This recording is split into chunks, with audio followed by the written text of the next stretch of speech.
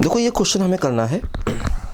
N even number of cards are drawn from a pack of 52 cards. Find probability that half of these cards are red and other half black. है ना, मतलब even number of cards निकालने हैं। even का मतलब जैसे हम 0 भी निकाल सकते हैं, है ना, 2 भी निकाल सकते हैं, 4 भी निकाल सकते हैं, 6 भी निकाल सकते हैं, है ना। इस तरह से देखो हम यहाँ पर कार्ड्स को निकाल सकते हैं ना। इवन नंबर ऑफ कार्ड्स हमको निकालने हैं, ठीक है। अब देखो यहाँ पर आधे कार्ड जो हैं वो रेड होने चाहिए और आधे कार्ड देखो यहाँ पर ब्लैक होने चाहिए। इस बात पे ज़रा ध्यान दो, ठीक है। आधे कार्ड रेड होंगे, आधे कार्ड ब्लैक होंगे। देखो क्या होता है कि 26 कार्ड्स रेड होते हैं, 26 रेड होते हैं और 26 ब्लैक होते हैं, है ना। जो अपनी ताश की गड्डी होती है इसमें 26 पत्ते लाल होते हैं और 26 पत्ते देखो यहाँ पर काले होते हैं, ध्यान दो, ठीक है। अच्छा, अब देखो क्या होता है यहाँ पर, जरा ध्यान दो कि हमें इवन नंबर ऑफ कार्ड्स निकालने हैं, है ना। अब देखो वैसे तो इवन जो है वो मतलब 0 भी होता है, 2 भी होता, 4 भी होता। अब कार्ड्स निकालने हैं तो इसका मतलब कोई 0 कार्ड तो निकालेगा नहीं भाई। 0 कार्ड निकालने क्या मतलब है ना। तो इसका मतलब कम से कम 2 कार्ड निकाले गए होंगे, यहाँ पर ये माना गया। क्योंकि ऐसा तो है नहीं हमने 0 कार्ड निकाले, भाई 0 कार्ड निकालने का तो कोई मतलब ही नहीं। तो कहने का मतलब ये है कि इवन नंबर ऑफ कार्ड्स निकाले, इसका मतलब हमने कम से कम देखो यहाँ पर 2 कार्ड्स निकाले हैं, ठीक। अब क्या होगा, हम 52 देखो एन एस का मतलब कोई भी 2 या 4 या 6 कार्ड निकाल सकते हैं। देखो 52 में से हम 2 कार्ड भी निकाल सकते हैं, 4 भी निकाल सकते हैं, 6 भी निकाल सकते हैं और सभी के सभी 52 भी निकाल सकते हैं, है ना। ये एनएस हो गया। या तो 2 कार्ड लोगे या 4 लोगे या 6 लोगे, क्योंकि इवन नंबर ऑफ कार्ड्स लेना है। देखो ध्यान दो, जैसे ये फार्मूला मैंने बताया था आपको कि NC0 NC1 NC2 से लेकर के NCN होता है 2 की पावर n, है ना। ये फार्मूला कहाँ से आया था? देखो ये फार्मूला बाइनोमियल थ्योरम से आता है। जैसे कि मान लो हम लोग ये लिखें 1 + x की पावर n, तो NC0 + NC1 + NC2 से लेकर के NC0 प्लस क्या होता है, देखो NC1x + NC2x², है ना। ये अपना बाइनोमियल थ्योरम होता है 1 + x की पावर n का, है ना। 1 + s की पावर n का ये बाइनोमियल थ्योरम अपना होता है, ठीक है। जिसको हम ऐसे भी लिख सकते हैं 1 + nx + n(n-1/2 फैक्टोरियल x²), है ना। तो अप टू x की पावर n, इसको ऐसे भी लिख सकते हैं क्योंकि NC0 की वैल्यू 1 होती है, NC1 n होता है, NC2 की देखो वैल्यू ये होती है। देखो ध्यान दो, जैसे क्या होता है यहाँ पर कि अगर देखो मैं थोड़ा तुमको डिटेल्स समझा दूँ एक बार कि जैसे मान लो इसमें अगर मैं x को 1 रख दूँ तो क्या बन जाएगा 2 की power n NC0 + NC1 + NC2 up to NCN होता है, ठीक है। तो देखो यही रिजल्ट ही है, तुमको बताया मैंने, NC0 NC1 NCN 2 की पावर n होता है ना। देखो ध्यान दो, अब जैसे अगर मैं इसमें x को -1 रख दूं तो क्या हो जाएगा, देखो 0 = NC0 - NC1 + NC2 - NC3 बन जाएगा, ठीक है। x को -1 रख दें। अब देखो ये जो NC1 NC3 है इनको एक तरफ ले लें, क्योंकि देखो ये निगेटिव में इधर आके पॉजिटिव हो जाएंगे।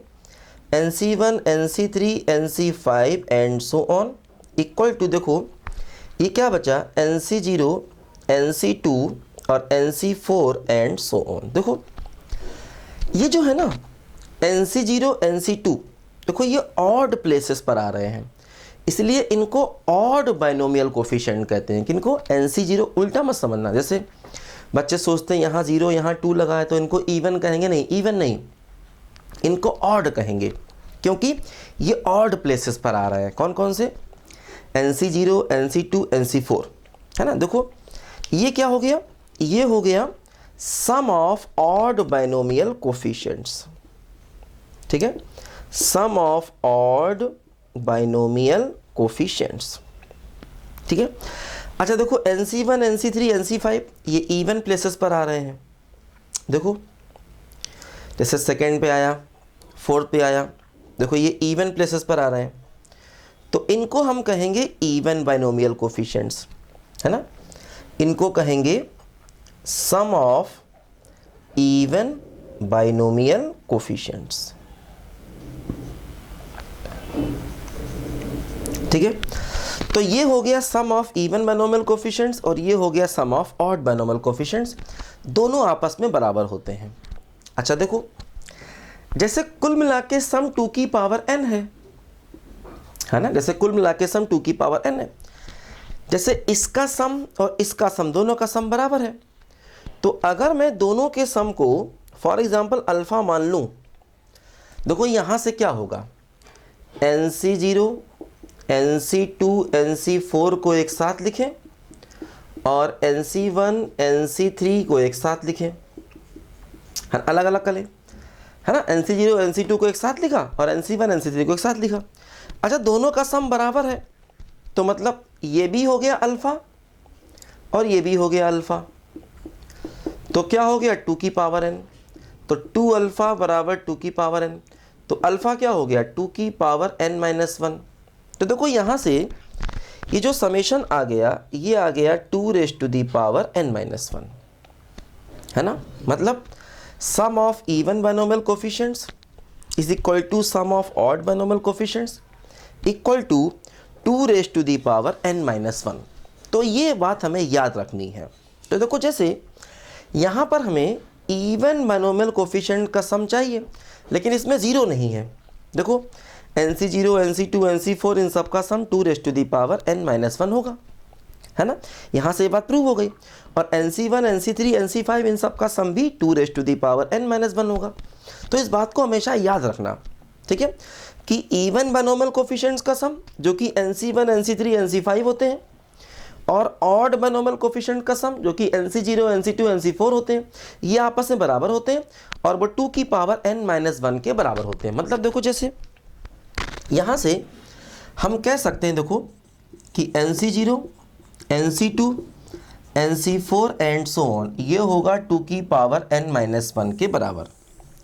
तो देखो यहाँ से हम लिख सकते हैं 52C0, 52C2, 52C4 और 52C52, ये सम होगा 2 की पावर 52 माइनस 1, है ना। लेकिन ध्यान दो हमें NC0 नहीं चाहिए, जो NS है उसमें NC0 नहीं है, NS में NC0 नहीं है, ध्यान दो। तो NC0 की वैल्यू 1 होती है, उसको तो जाके माइनस कर देंगे, तो क्या बचेगा 52C2, 52C4 up to 52C52। देखो ये हो गया 2 की पावर 51 और ये 1 जाके माइनस कर दिया तो माइनस 1। तो देखो ये हमारा NS आ गया, NS जो हमें चाहिए। देखो ये हमारा NS आ गया, ठीक है, NS। देखो NS ही हमें चाहिए था, क्या आ गया 2 की पावर 51 माइनस 1। ये देखो NS हमारा आ गया जो हमें चाहिए था, तो NS आ गया। अब हमें NE चाहिए। NE का मतलब आधे कार्ड रेड हैं और आधे ब्लैक हैं, जबकि ताश की गड्डी में, है ना, देखो आधे कार्ड रेड होते हैं आधे ब्लैक होते हैं, है ना, आधे कार्ड रेड होते हैं आधे ब्लैक होते हैं, ध्यान दो, ठीक है। देखो अब हमें NE चाहिए है, NE। देखो NE कैसे निकाला जाए, इसको लिखो जरा ध्यान से, इसको मिटाते हैं। देखो 26 कार्ड्स रेड हैं और 26 ब्लैक हैं, ये बात ध्यान दो, है ना। आधे कार्ड रेड हैं और आधे ब्लैक हैं, हमें NE चाहिए, ठीक है। NS हमारे पास है, ठीक है। देखो NS हमने निकाला, कितना है, देखो NS है 2 raise to the power 51 minus 1, ये हमारा NS है, ध्यान दो, ठीक है। देखो अब जैसे मान लो अगर हमने 2 कार्ड लिए तो क्या होगा, है ना, 2 भी कार्ड ले सकते हैं, 4 भी ले सकते हैं, 6 भी ले सकते हैं। अगर आपने 2 लिए तो इसका मतलब एक होगा रेड और एक होगा ब्लैक। ठीक, रेड कहाँ से आएगा, 26 में से, क्योंकि 26 रेड है, तो 26 C1, और ब्लैक कहाँ से आएगा, 26 C1। तो अगर 2 कार्ड हुए तो एक रेड होगा एक ब्लैक होगा, और यानी कि प्लस। अगर 4 कार्ड हुए तो 2 रेड होंगे और 2 ब्लैक होंगे। रेड फिर से 26 में से आएंगे और ये भी 26 में से आएंगे। ठीक, अगर मान लो 6 कार्ड हुए तो फिर वही है, क्या, 3 रेड होंगे और 3 ब्लैक होंगे। रेड कहाँ से आएंगे, 26 में से आएंगे, और ब्लैक भी कहाँ से आएंगे, 26 में से आएंगे। अगर कार्ड 52 हुए तो 26 होंगे रेड और 26 होंगे ब्लैक, क्योंकि इवन नंबर ऑफ कार्ड चाहिए। तो 2 भी हो सकते हैं, 4 भी हो सकते हैं, 6 भी हो सकते हैं, 52 भी हो सकते हैं। देखो ये आएंगे 26 C26, ठीक है, और इनटू ये भी 26 C26। तो देखो जो हमारा NE हुआ, देखो NE वो क्या हुआ, वो हुआ, ये हुआ क्या, 26 C1 का स्क्वायर प्लस, देखो ये क्या हुआ, 26 C2 का स्क्वायर, देखो ये क्या हुआ, 26 C3 का स्क्वायर अप टू 26 C26 का होल स्क्वायर। देखो ये यहाँ पर आया NE, देखो ये हमारा NE हो गया, NE। अब हमें इसको भी थोड़ा सिंप्लीफाई करना पड़ेगा, ठीक है। अब देखो इसको सिंप्लीफाई कैसे करें, देखो फिर यहाँ पर एक और बाइनोमियल थ्योरम का इंपॉर्टेंट रिजल्ट होता है जो हमें याद रखना पड़ेगा, और उसकी ज़रूरत कई जगह पर पड़ती रहती है। ध्यान दो, देखो क्या रिजल्ट है, देखो इसको मिटाते हैं, जरा लिखो ध्यान से। NE को सिंप्लीफाई करना है, NS अपने पास है, NE को सिंप्लीफाई करना है। देखो ध्यान दो,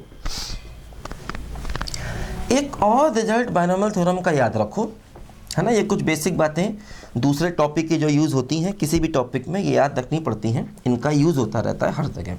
देखो एक कॉन्सेप्ट होता है जो कहता है बाइनोमियल कोफिशिएंट्स के स्क्वायर का सम, मतलब NC0 स्क्वायर, NC1 का स्क्वायर, NC2 का स्क्वायर, सारे अप टू NCN का स्क्वायर, ये होता है 2NCN के बराबर। इस बात को याद रखो कि बाइनोमियल कोफिशिएंट्स के स्क्वायर्स का सम, इनको बाइनोमियल कोफिशिएंट्स कहते हैं।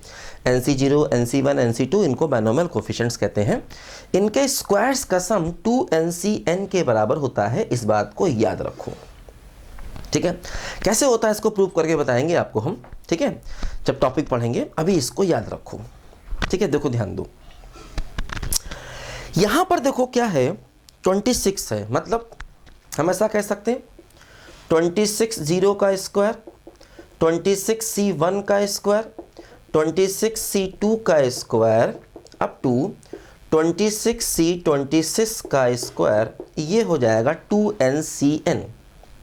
मतलब 2N का मतलब 52 C26, 2N का मतलब क्या हुआ, देखो 2N का मतलब 26 का डबल जो 52 हो गया, और CN का मतलब 26। देखो हमें चाहिए कहाँ है से 1 से 2 से लेकर 26 तक चाहिए। देखो इसकी वैल्यू 1 हो गई, NC0 1 हो गया, इसका स्क्वायर ही 1 हो गया, तो हमें यहाँ से यहाँ तक का सम चाहिए। तो क्या हुआ, देखो 26 C1 का स्क्वायर, 26 C2 का स्क्वायर अप टू 26 C26 का स्क्वायर, ये 1 हो गया। तो देखो ये क्या बचा, ये बच गया है 52 C26, और ये 1 इधर ले आए तो क्या हो गया बोलो, -1 हो गया। देखो ये हमें इस NE का रिजल्ट मिल गया। देखो NE क्या हो गया, देखो ये NE ये हो गया 52 C26 -1, है ना। देखो ये हमारा NE आ गया, ठीक है, NE। तो NE देखो ये हो गया, और NS मालूम है, तो NE अपॉन NS हमारा प्रोबेबिलिटी का आंसर हो जाएगा, है ना। तो फाइनली देखो जो प्रोबेबिलिटी आया वो क्या आया इसमें, एन ई का मतलब 52C26 माइनस 1 अपॉन NS, यानी 2 की पावर 51 माइनस 1, ये हमारा NE आया और देखो ये हमारा NS आया। ठीक है, ये हमारे फाइनली क्वेश्चन का आंसर आ गया। तो अच्छा क्वेश्चन है, ध्यान देना। देखो प्लेइंग कार्ड से बहुत सारे सवाल बनते हैं, प्रोबेबिलिटी में भी, परम्यूटेशन में भी। प्लेइंग कार्ड्स हैं, डाइस हैं, है ना, ये सब क्वेश्चन इंपॉर्टेंट होते हैं, ध्यान देना। लिखो बच्चों ध्यान से इसको ज़रा।